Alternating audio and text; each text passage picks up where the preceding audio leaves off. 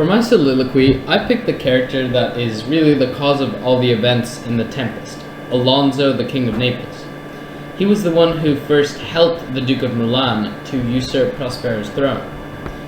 So I chose a scene where his brother and the Duke of Milan are conspiring to kill him. They're standing above him with a sword. And the entire soliloquy was meant to show him to have a scared, insecure attitude, since in those times family members would be willing to kill each other in order to advance themselves. So the first important lines are the first two, line 1 and 2. So right away, Antonio comes to a quick conclusion, which is expected, because no one could think that someone standing over them with a sword does not mean harm. It shows that Alonso is truly scared of being killed while being king.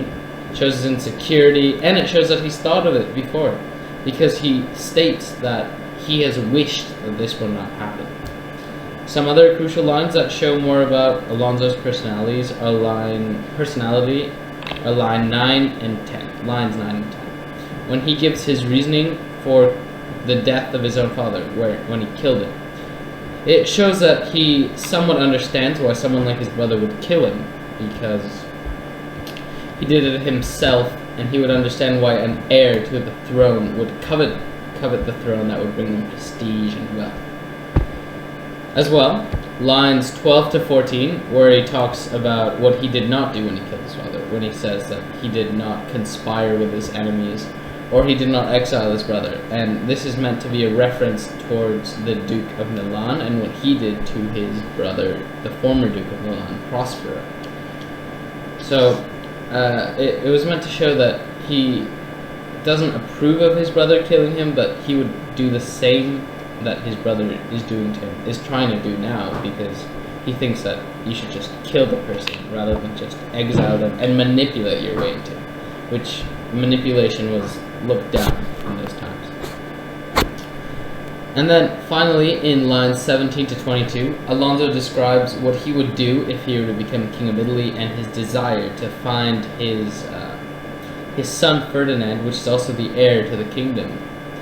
So it shows that his true motives are power and prestige, because he's constantly mentioning his plans, and when he says that he wants to get rid of his incompetent counselors like Gonzalo, it makes reference to just a couple lines before in The Tempest, where they're just making fun of Gonzalo for saying things that would be extremely unacceptable, like a communist society back in those days.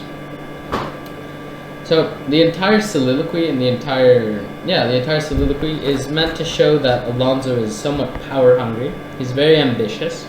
He's somewhat scared and insecure about his position, and he also believes himself to be greater than everyone else, especially when he mentions those who God has not looked upon favorably, or those who God has turned away from.